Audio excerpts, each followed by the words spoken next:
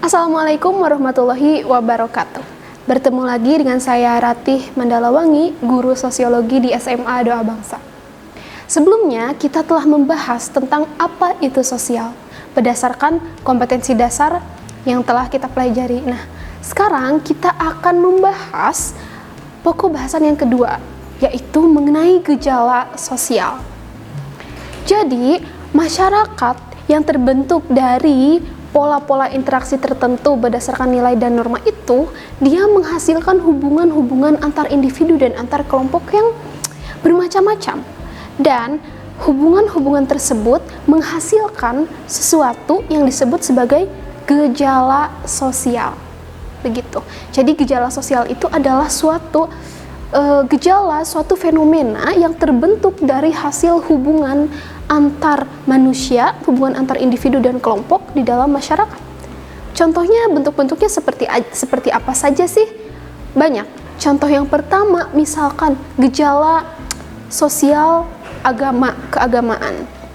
Orang berinteraksi berdasarkan nilai-nilai spiritualitas, berdasarkan nilai-nilai religiusitas, dan mempraktikkan norma-norma agama. Nah, mereka yang terus-menerus melakukan interaksi berpola dengan nilai dan norma tersebut, dia membentuk suatu struktur yang kemudian kita kenal dengan institusi agama.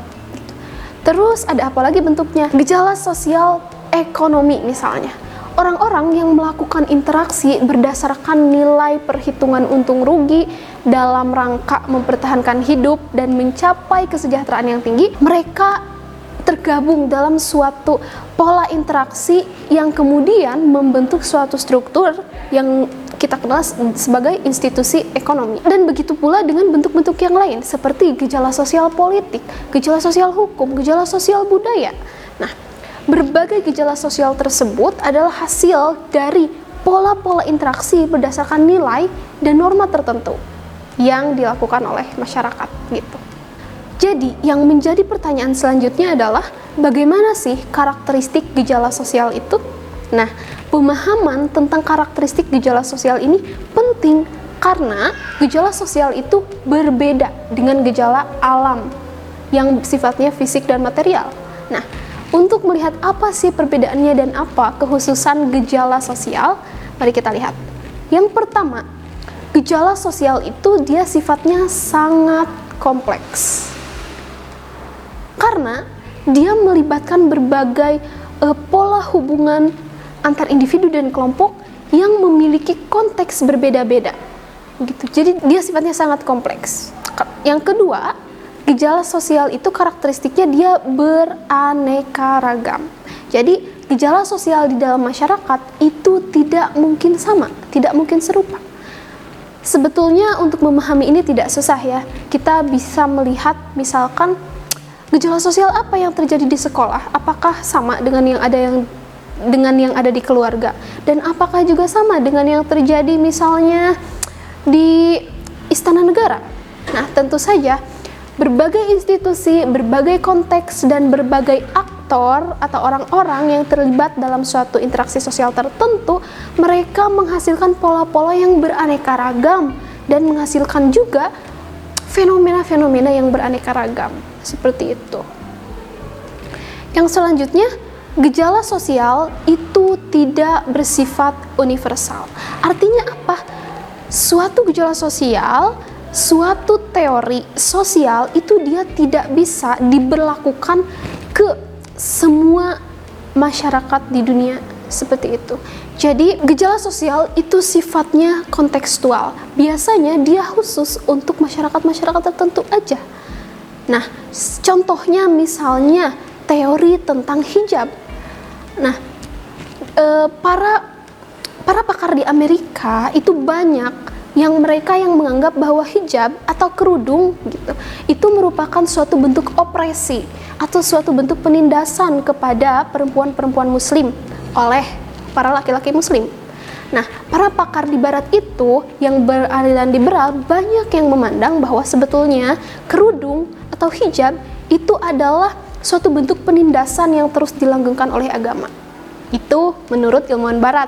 Nah, tapi kemudian dengan kemajuan intelektual di Timur, di Indonesia bahkan ada ilmuwan sosial yang kemudian membantah teori tersebut, dan membantahnya tentu saja secara ilmiah berdasarkan temuan empiris di Indonesia dan Asia Tenggara. Nah, berdasarkan teori dari ilmuwan ini, dia mengatakan bahwa loh, sebetulnya teori itu tidak betul.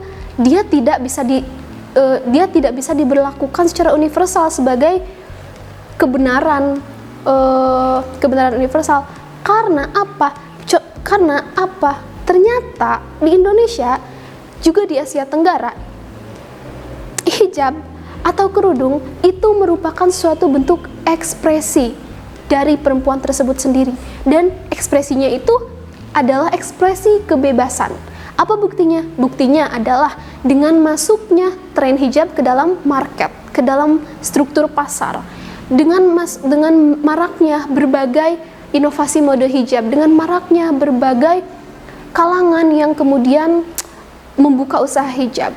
Nah, dari perbandingan satu teori tentang pandangan apa itu sebetulnya hijab, apa itu sebetulnya kerudung, dari sana kita bisa lihat bahwa suatu gejala sosial, suatu teori sosial, dia tidak bisa dipandang sama rata di seluruh dunia. Dia harus dilihat berdasarkan konteksnya. Dia tidak hanya dilihat dari sudut pandang luar, tapi harus juga dilihat dari sudut pandang dalam. Begitu ya. Nah, yang selanjutnya, gejala sosial itu dia bersifat dinamis. Seperti apa? Kita kembali kepada contoh hijab tadi. Di tahun sekitar era Orde Baru, di Indonesia sendiri barangkali ada yang ingat gitu, pernah ada peraturan tidak boleh mengenakan hijab. Nah, tapi kemudian pada perkembangan selanjutnya, hingga saat ini kita memiliki peraturan yang memungkinkan orang-orang beragama berekspresi secara lebih bebas, sehingga hijab dia tidak hanya berkembang sebagai suatu budaya, tapi juga dia berkembang sebagai suatu struktur yang bisa masuk ke dalam pasar.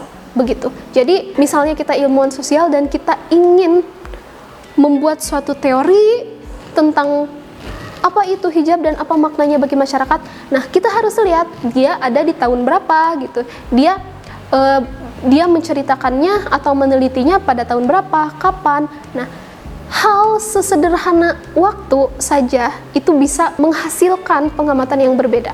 Seperti itu. Jadi, gejala sosial itu bersifat dinamis. Nah, pengertian tentang dinamis juga itu harus dipahami sebagai sesuatu yang kontras ya dengan ilmu alam gitu. Karena misalkan ada teori fisika atau teori biologi yang misalkan hukum Mendel atau misalkan hukum Newton, mereka itu kan sudah lebih konkret, lebih ajak dan lebih pasti. Oleh karena itu mereka disebut sebagai ilmu eksakta. Nah, kalau misalkan gejala sosial itu tidak seperti itu, gejalanya bersifat dinamis sehingga teori juga bisa berubah. Selanjutnya, gejala sosial itu karakteristiknya tidak mudah dimengerti.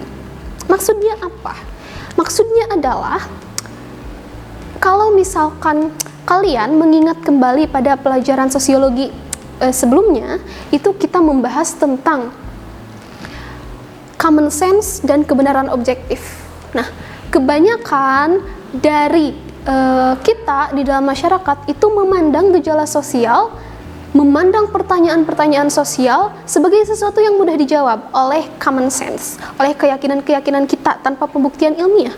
Padahal sebetulnya banyak gejala sosial dan kasus yang kelihatannya mudah, padahal dia memiliki jawaban yang out of the box, jawaban yang tidak kita kira. Oleh karena itu sebetulnya di dalam sosiologi kita perlu menjawab sesuatu berdasarkan penelaahan yang bersifat ilmiah. Yang selanjutnya, gejala sosial itu karakteristiknya dia objektif tapi juga subjektif. Apa maksudnya? Gitu. Maksudnya adalah objektivitas dalam gejala sosial itu tidak sama dengan objektivitas dalam ilmu alam. Kalau misalkan dalam ilmu alam dia objeknya bersifat konkret, dia objeknya bersifat dapat diamati, dapat disentuh dan sebagainya, atau misalkan dia pergerakannya bisa benar-benar diamati dalam pola yang berulang dan pasti. Nah, kalau misalkan dalam sosiologi kita berbicara tentang apa? Tentang nilai, tentang norma, tentang perilaku manusia yang sifatnya sangat dinamis sehingga subjektivitas itu tidak bisa dipisahkan di dalam pengamatan terhadap gejala sosial. Yang selanjutnya, karakteristik gejala sosial itu dia bersifat kualitatif. Artinya apa? Kualitatif, kualitas. Berseberangan dengan lawan katanya kuantitas atau kuantitatif. Sehingga dengan ada sifat yang bersifat kualitatif ini, gejala sosial itu ternyata banyak berisi hal-hal yang tidak bisa kita ukur, tidak bisa kita tulis dalam kuantitas, dan hanya bisa dipahami dalam segi kualitatifnya saja. Contohnya apa? Nilai, norma, kepercayaan, trust, atau misalkan intimacy, keintiman, hubungan gitu. Bagaimana kita mengukur nilai, bagaimana kita mengukur norma gitu.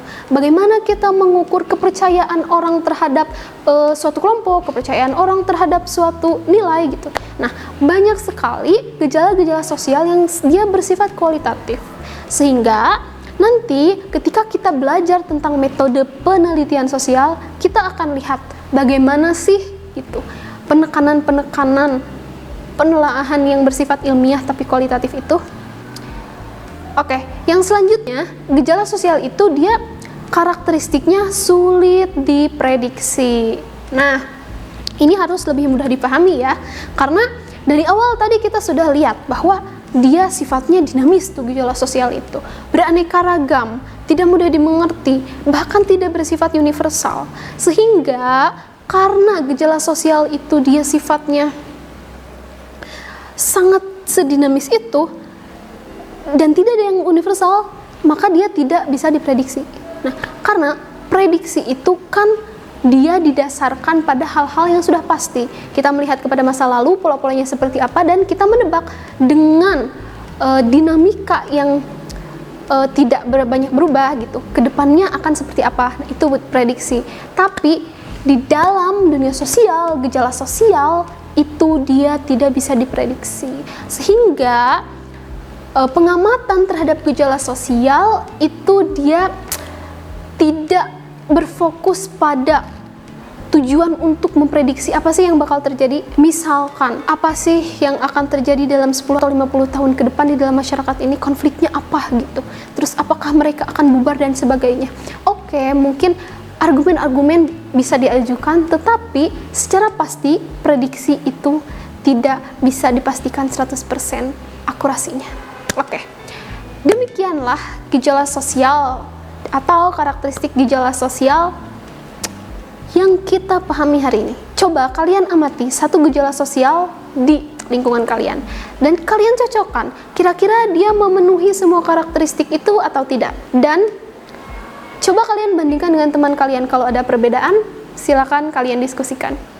Sampai jumpa.